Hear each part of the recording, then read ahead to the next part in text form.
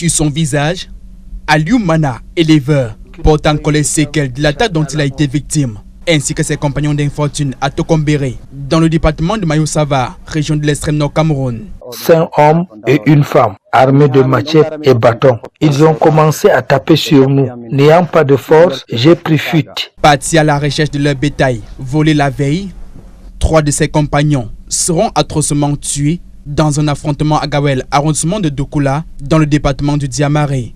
2 d'entre eux sont brûlés vifs et un 3e décapité. Les voleurs sont venus dans la nuit prendre nos bœufs. Et le matin, nous avons suivi les traces. Arrivés dans un autre village, c'est là où les traces de nos troupeaux ont pris fin. Et le temps d'attendre le renfort des autres frères, nous avons aperçu 6 personnes qui sont venues vers nous. Ils ont tué et brûlé mes 3 autres frères qui n'ont pas eu le temps d'échapper à la mort. Présent à Gawel, le préfet du Diamaré, Jean-Marc Ekwabaga, condamne avec énergie la barbarie dont ont été victimes les membres de ce canton. Je ne peux pas comprendre ce qui peut justifier une telle atrocité. Parce que la vie humaine est sacrée.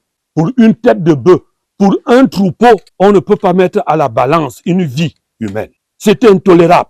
Jean-Marc Ekwabaga a de ce fait appelé à la retenue en cette période du jeûne de Ramadan, non sans annoncer l'ouverture d'une enquête et l'interpellation des premiers suspects. Ça ne sert à rien d'affûter les flèches et les armes pour dire que nous, si on va aller faire la guerre à tel endroit.